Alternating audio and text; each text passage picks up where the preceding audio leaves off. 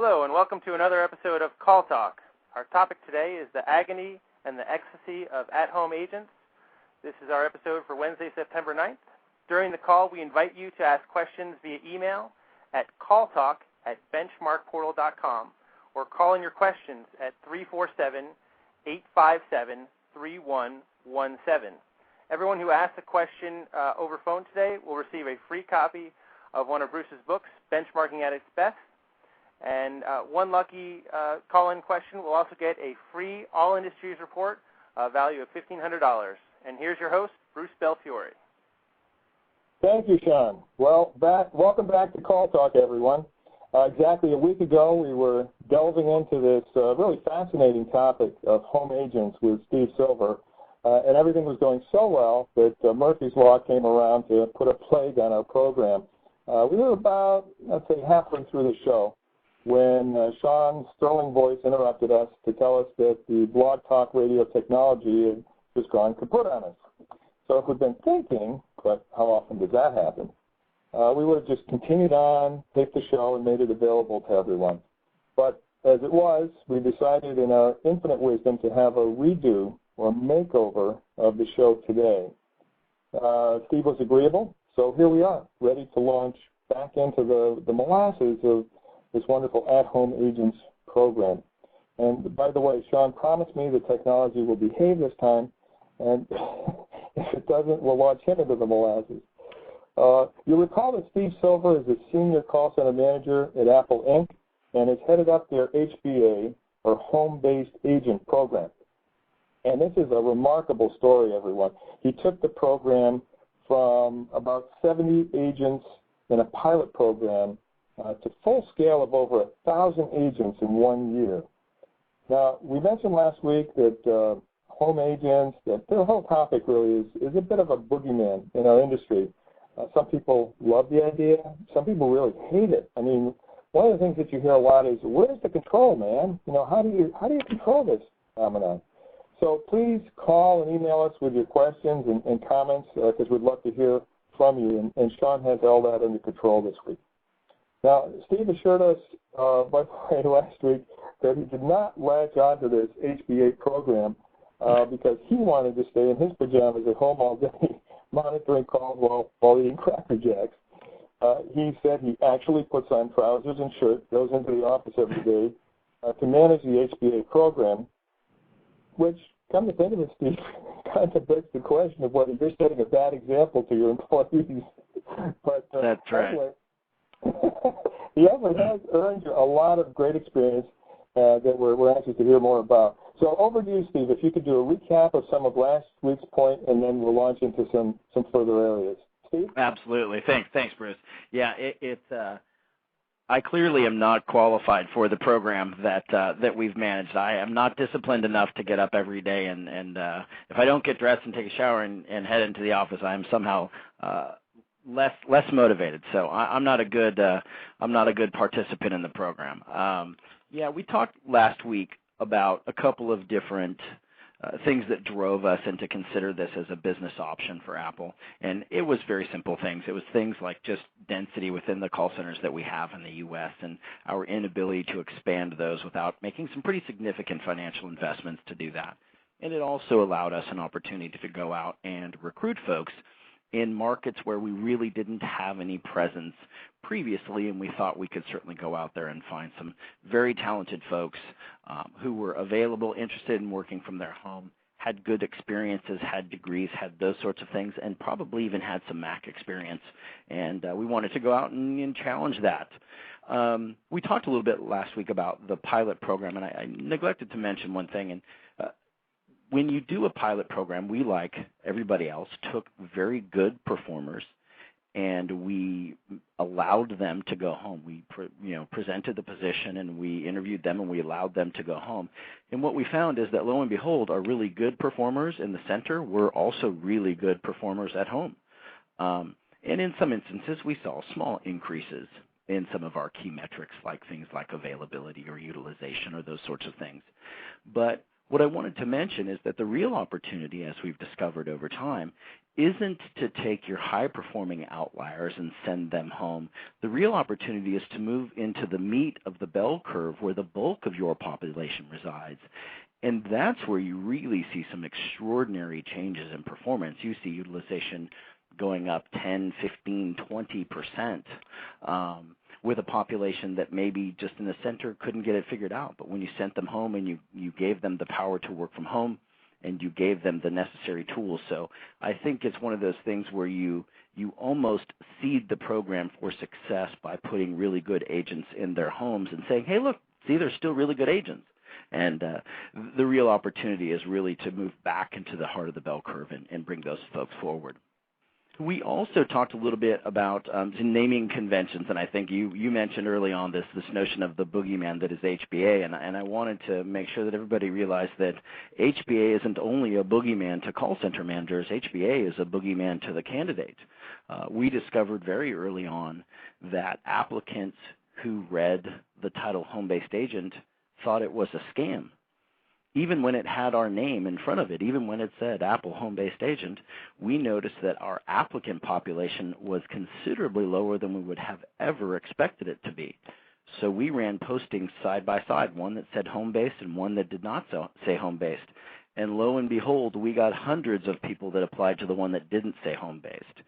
So my kind of advice to the group here is, be sure that you do your work to dispel some of those preconceived notions, because call center managers aren't the only one with a preconceived notion of a home-based agent.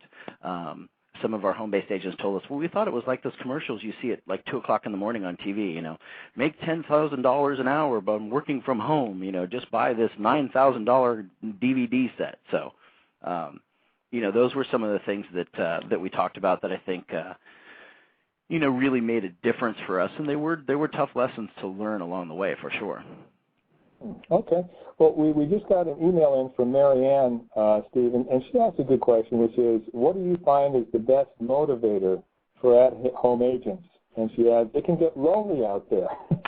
Yes, that's a great question, and acculturation is a really critical part of this process, because we said last week, just because you can doesn't mean you should, and we were talking about that with regard to our new employee orientation.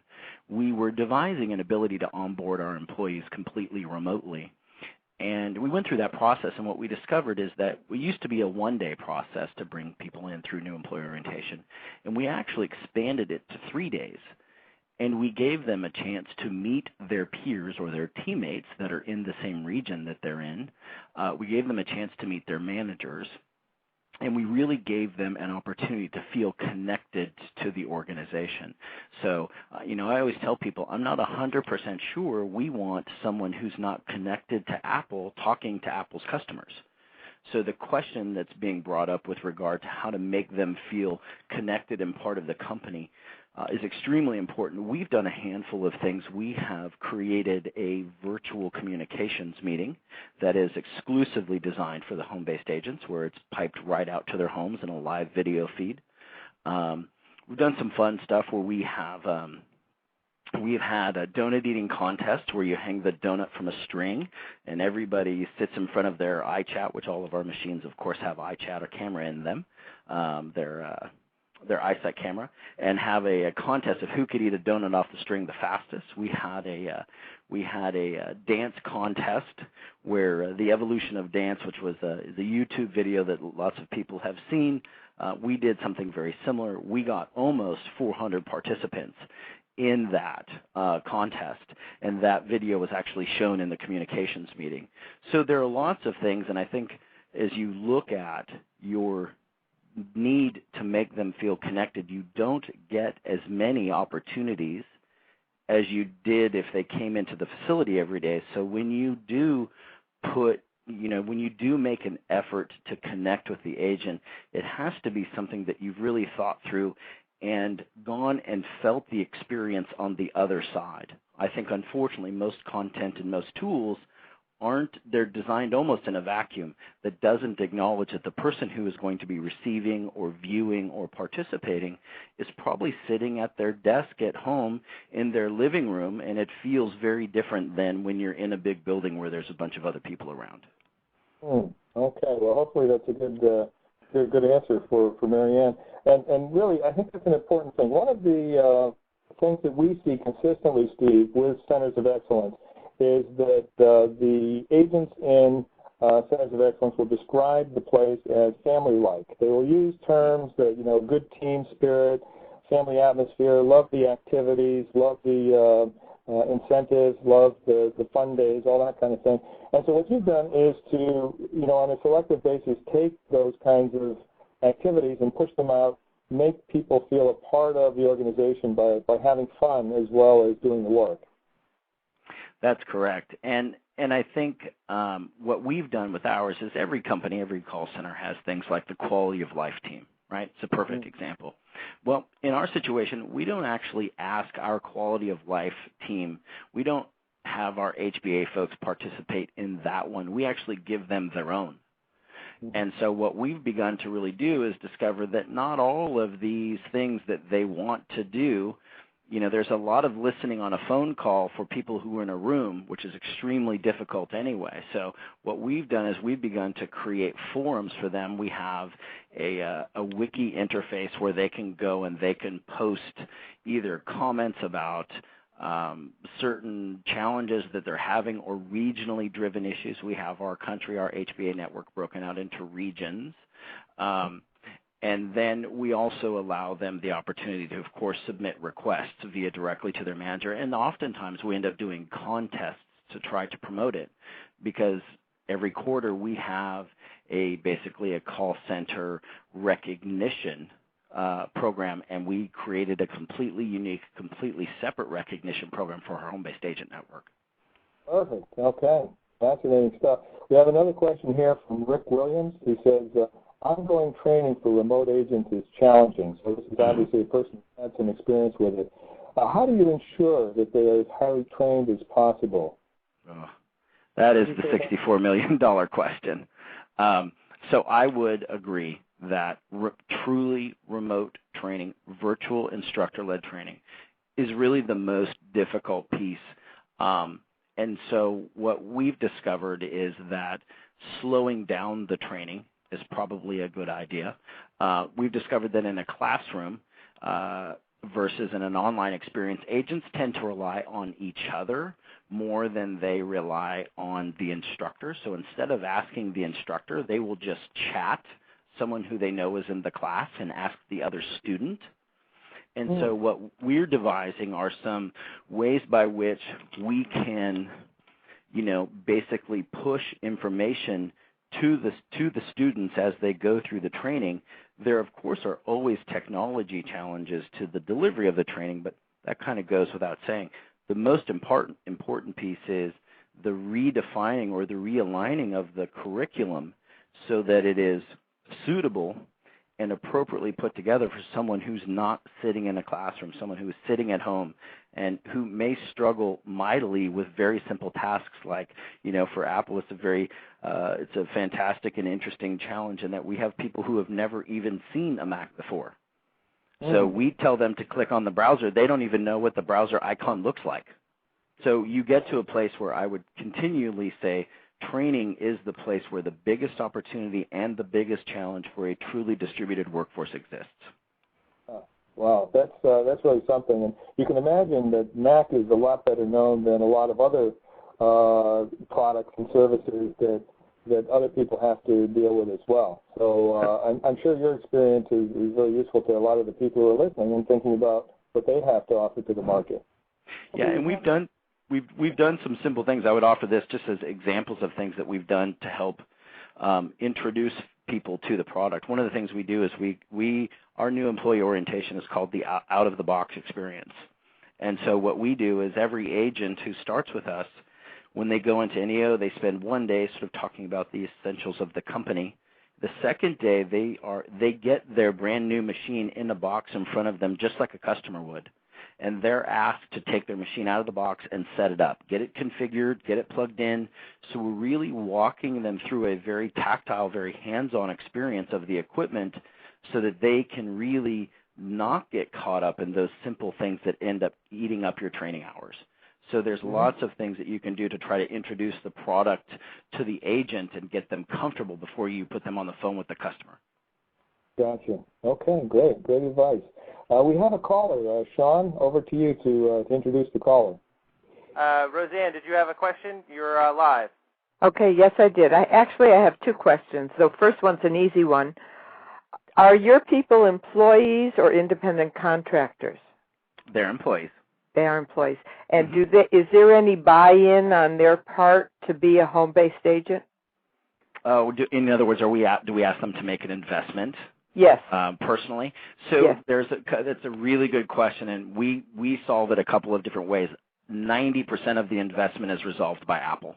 In other words, it does not cost the agent to go to work for us. There are a handful of things with regard to ergonomics. So any major company who is going to put a bunch of agents out at home obviously gets concerned about ergonomics. So we have an ergonomics piece, and they may be required to make some investment in things like a certain kind of desk or a riser or some other things, but we give them a whole set of tools or resources that they can go access. Very simple things like if your desk is too short, take 4 bricks and put it under the legs, right? Mm-hmm. You don't have to go buy a new $500 desk, right? There are lots of ways to solve for those. So part of it, and it's a really good question because agents get very concerned when we demo ergonomics and we show them a $900 Herman Miller chair. Right. And they say, "Oh my gosh, are you kidding? I don't have $900 to go buy a chair. I was going to use my my living room chair." And so really, those things that we do ask them to invest in, it's nominal. Most of our agents don't ever have to spend more than $200, and they don't have to do it right out of the gate. They typically will get the opportunity or be directed to resources that will mitigate those costs. Great. Thank you. Okay, great. Thanks for those questions. Very good. So we have another caller and another email here. Maybe we could take the caller, Sean, and then we'll get to the email from Ann McGreeny. Hi, caller. You're live. Please ask your question. Yes, I wanted to understand what training supervisors receive to manage these remote agents. That's a great question. Great question. So initially none. Right. Of course, initially none. We just said, well, just try what you do at work and see if that works. There are some very difficult challenges. Everything from nonverbal communication, the sort of reciting or repeating back, paraphrasing, hey, are we clear? Do you understand? And I think that we now have put our HBA managers through a 2-day class that is solely designed to train home-based team managers on how to be effective communicators and effective agent managers in basically a completely distributed workforce. It's everything from communication styles. It's everything from how you run a team meeting in a virtual environment. It's everything from how you send out communication in email. All of those things become incredibly more scrutinized because they're interpreted in very literal terms. And that was one of the biggest challenges. And one of the reasons we started doing web-based team meetings, we really created a virtual forum where everybody could log in and actually watch the team manager and the other agents in a team meeting. So you definitely have to give them some training. And to be honest with you, most managers are so uncomfortable in that environment, they need some training there too. Thank you. You're welcome. Okay. Any follow on to that? To the caller, do you have any experience with that as well to add? No, not direct experience, but we're considering using home-based agents. Okay, so you're in the exploratory phase now, and you've got these questions to ask. Okay, great. Hopefully this has been useful for you.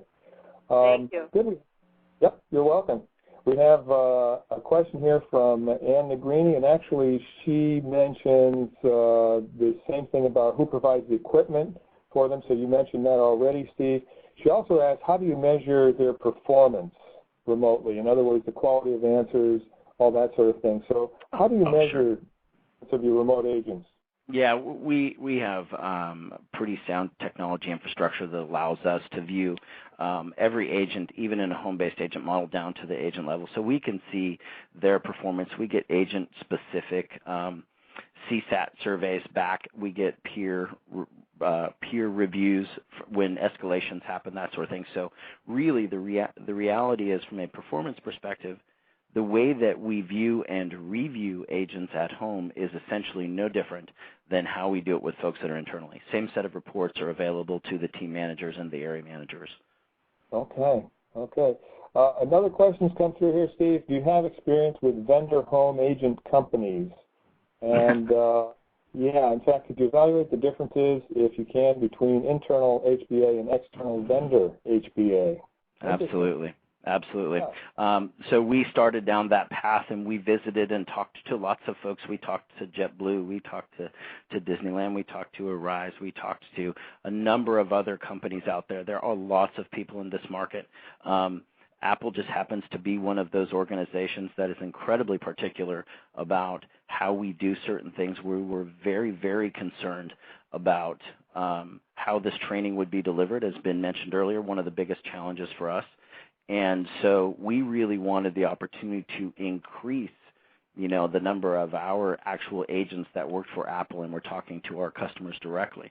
So ultimately, it was a very sort of fundamental decision made early on that we would indeed go direct. There are indeed a number of very, very good suppliers out there who are very capable of delivering home-based agent, outsourced vendor sort of technology and resources. And I think that market has really begun to move over the last 2 or 3 years. Okay, great. That question was from John, and we have one from Patty, which is, we're in the process of launching a pilot program. What are some resources you can recommend for us to use to start? So I assume she means... I'm sorry, could you repeat that, Bruce? Sure. She says, Patty says, we are in the process of launching a pilot program. What are some resources you can recommend for us to use to start? I imagine she means resources like reference materials or books or anything like that. Boy, I wish there was. There's a handful of things. I'm not sure if folks on this call are aware, but JetBlue used to. I have not participated in quite some time, but they used to do a call every, I think, Tuesday or Thursday that was an open forum to talk about their home-based agent program. They have quite a few home-based agents.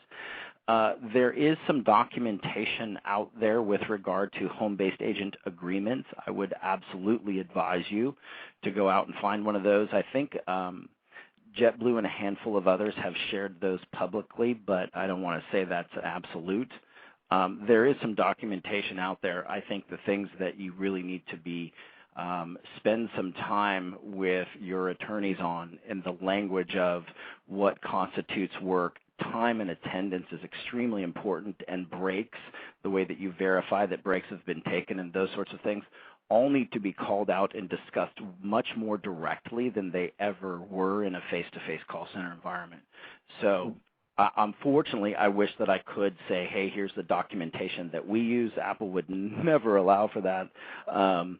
But there are some other companies out there that are doing it. If you just start networking in this space, you can probably pull some documentation together. But I do want to emphasize the fact that you're beginning down that path is the right thing.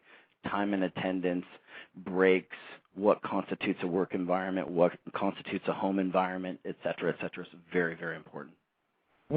But I think what you're saying, too, Steve, is that there isn't a lot published. There aren't a lot of materials out there. No.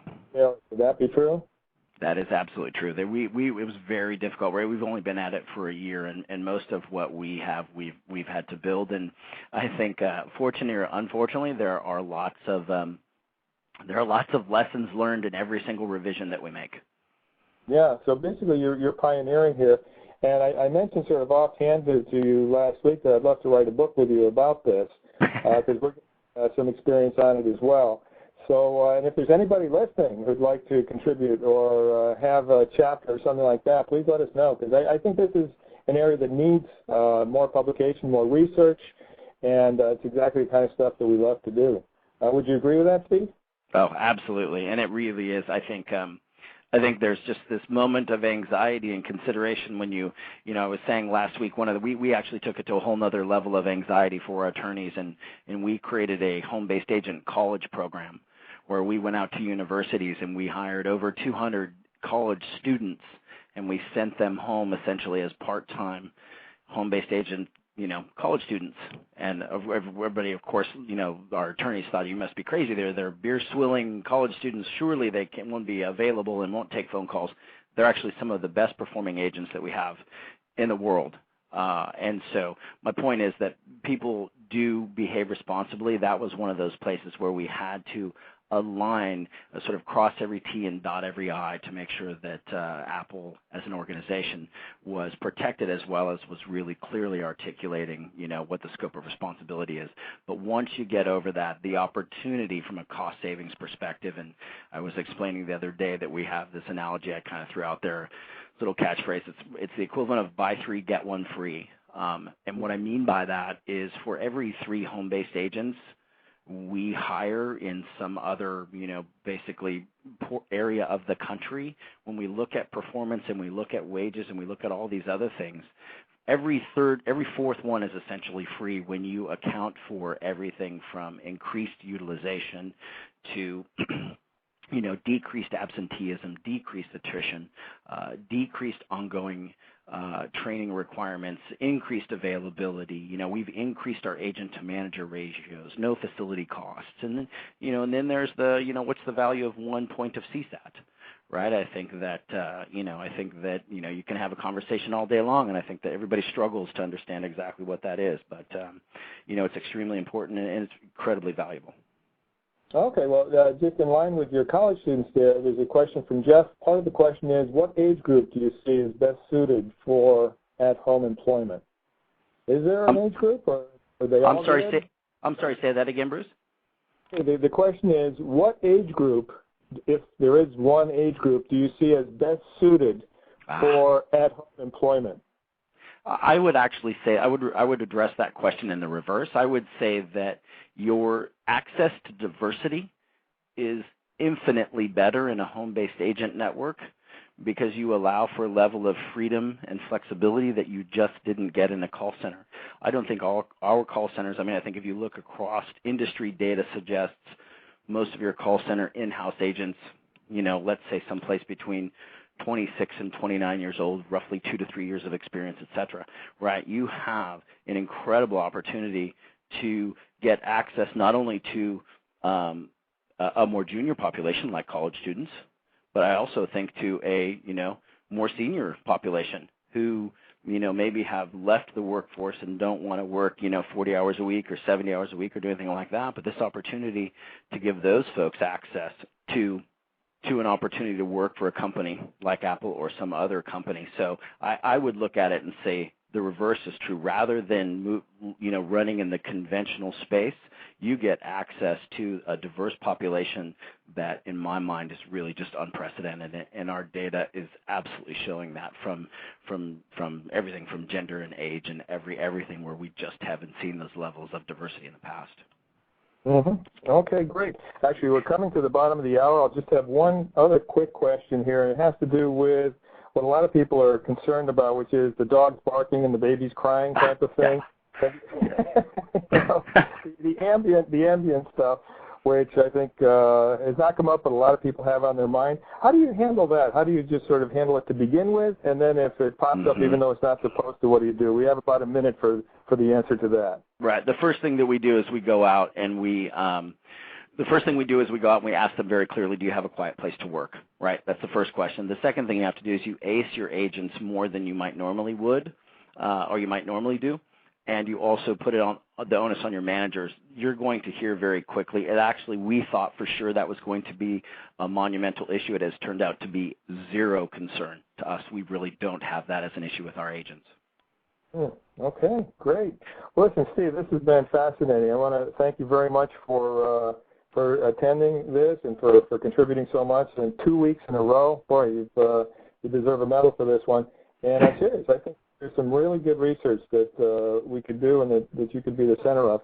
So thanks, everybody, for being on the show. I'd like to Thank you in particular the callers and the people who sent in questions by email. And with that, I'll hand it over to Sean. And Sean, a big pat on the back. The technology all worked great this time. It did. And thanks to both our hosts. It was a great show, really good content. So thanks for your time today as well. I want to announce our winner of the industry report, Patty Barr. You are the winner of our industry report. Thanks again to everyone for bringing their questions. Because we had a show issue and this show this week, our next show is on September 16th. The topic that everyone voted on is tips on how to motivate and manage your supervisor and agents. Our co-host with Bruce will be Roseanne DeCilio, and we look forward to seeing you a week from today. Thanks again for your time, and please email us any questions or comments that you have for the host, and I'll make sure that they get them and try and get them back to you in a reasonable time. Thanks again, everyone, and have a great day. This concludes Call Talk.